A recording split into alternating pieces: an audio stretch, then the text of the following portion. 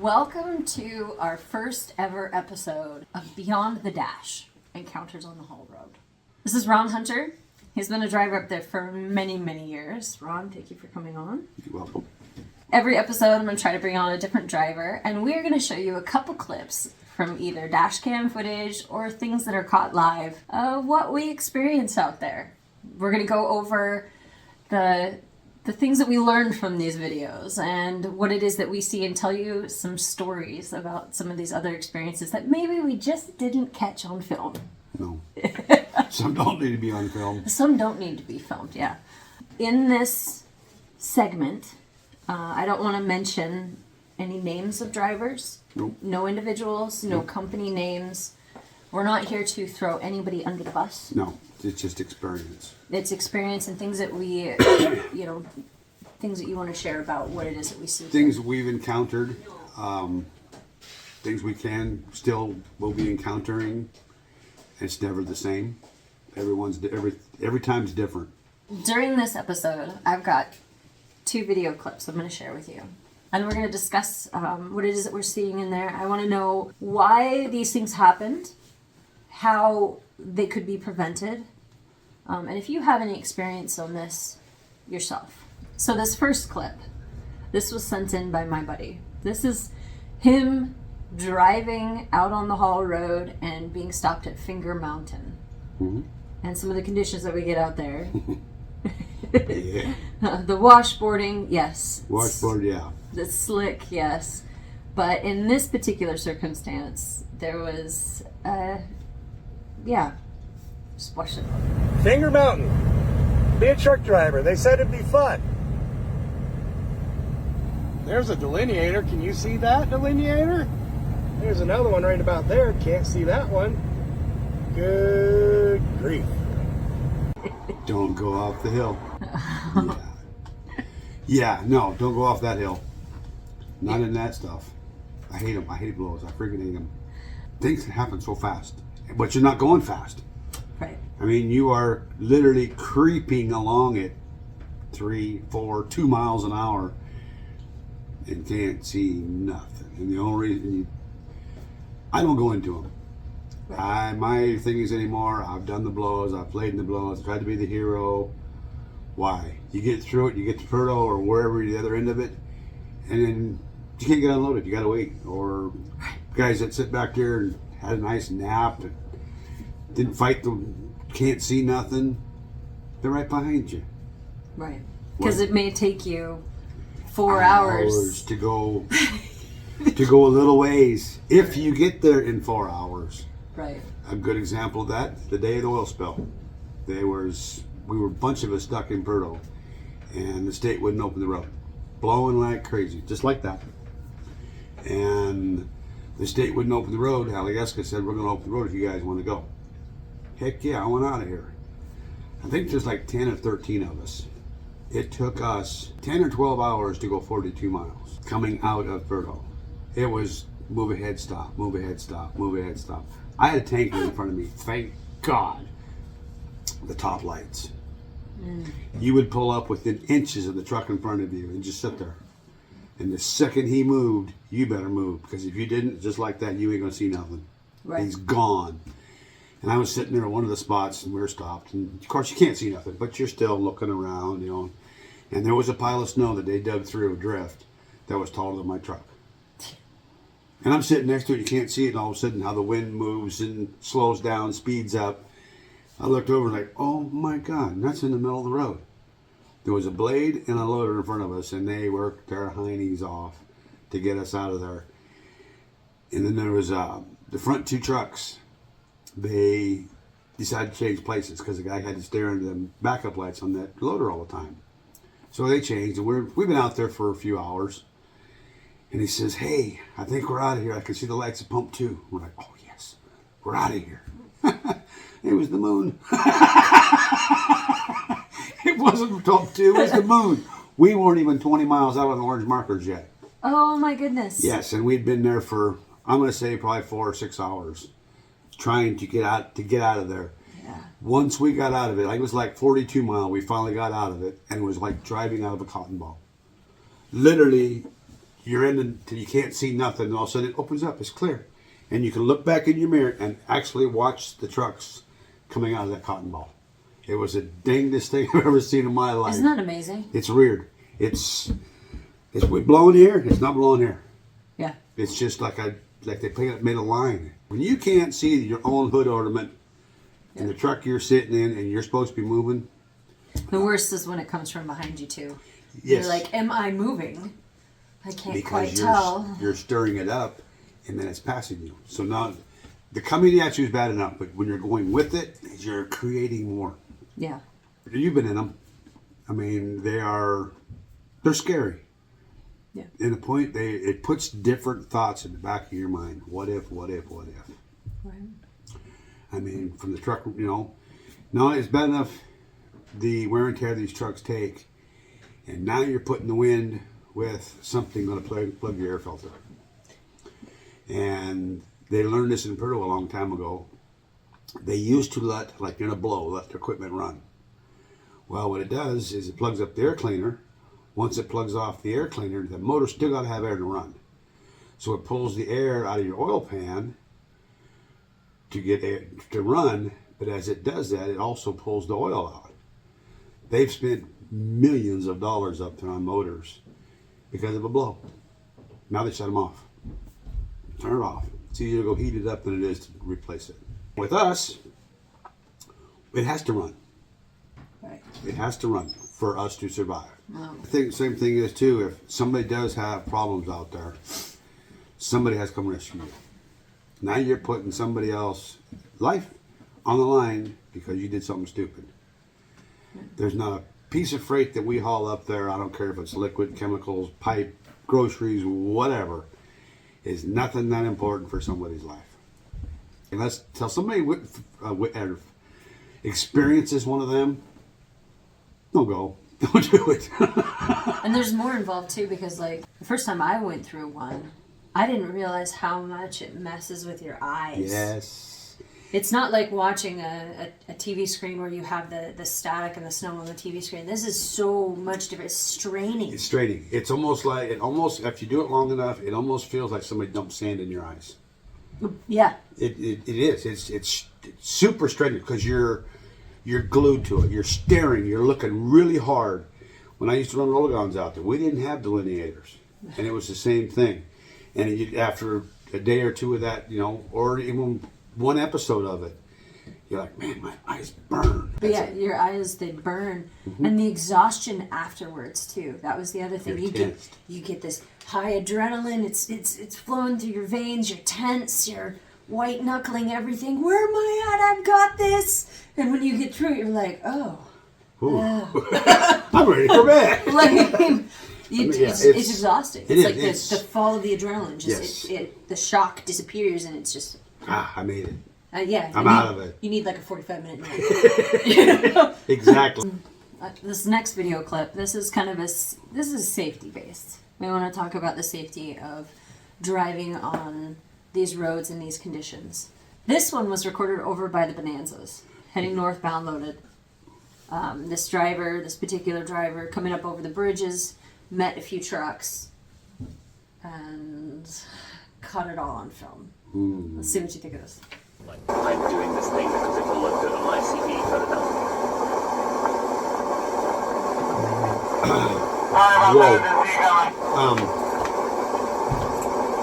That's the problem. Okay. That's one of the problems we encounter on that road, is meeting somebody and it's a surprise. Automatically your first response is slow down. The drum brakes, running into snow, you get snow built up, they take a little bit to respond. Disc brakes, you touch the brakes and 9 times out of 10 it's going to slide, just like that one did. Thank God it was to the outside, not the inside. Yeah. We've got quite a few crosses out there because of Yes, this ma'am. specific Yes, ma'am. thing. The really bad part about this road is the calling out. Yeah. Every single one of us are guilty of it, of not calling out, especially in spots like that, down between the Bonanza Creeks, north and south down there. It's all corners. The trees are big bushes up like that there. The sun's shining. Guaranteed, because you got this, there's a shade, so he was looking into the sun. Yep. With the sun in his eyes, no matter who's coming, what it is, small load, big load, a four-wheeler. Yeah. The brake thing is, I'd rather apologize. And we've all done it. We all still do it. It's, that's a scary thing. Yeah. Here a few years ago, 3 years ago now, we're at the bottom of a 5 mile, right after you go past the gravel pit to make your corner at the bottom coming south. He done that and dropped his trailer off on that edge. Yeah, because that's what you risk when that swings out like that, if you're loaded, especially. Oh, yeah. But once those tires get in, it sucks you in Sucks the you whole right way. in. Yeah. It's like when you meet somebody, you move over in the part of the road that hasn't been plowed. You feel it. Yep. And it's like, oh, is it going to finish bringing me in, or am I going to be able to hold on to this thing? Right. When something does happen on this road, particularly, it stays with you. Yeah. You won't forget it. And you're going to come across somebody else's problems or something they've had happen, or these videos. That's what's nice and helpful about these is we're explaining our experiences we've had, other people have had, what we encounter. With good old Mother Nature, she can be a real sometimes. And if you don't believe it, drive the haul road. She'll slap you when you are not even expecting it.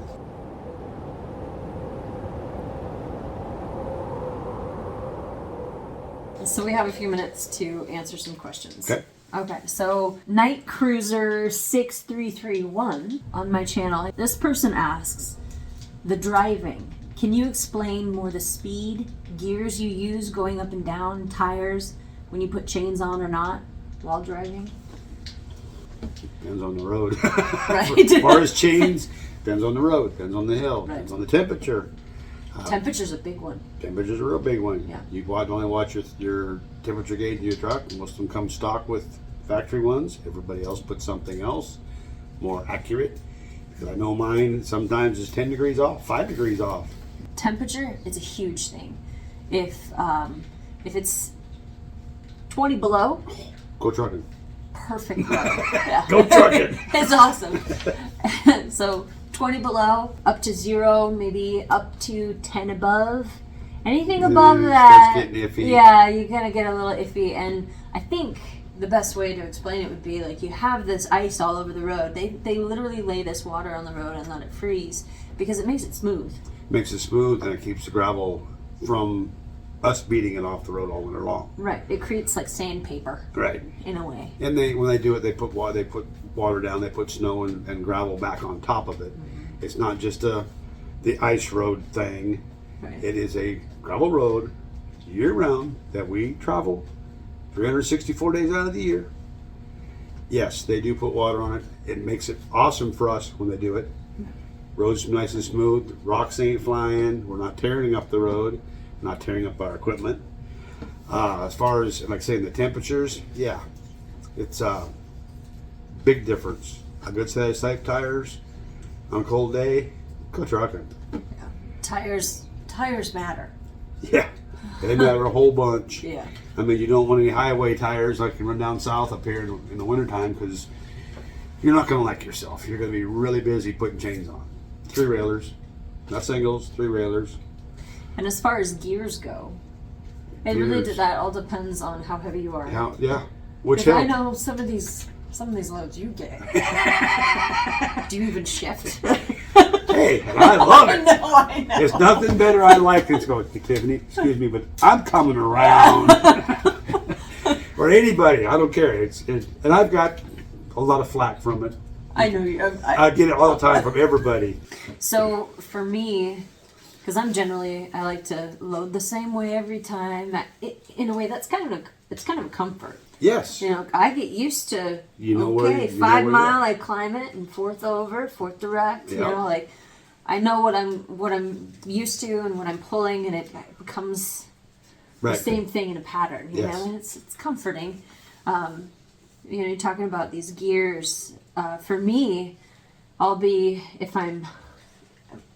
People say running for a hill. It doesn't make a lot of sense to run for some of these hills, you know? Run for Sand Hill. It's sloped like this.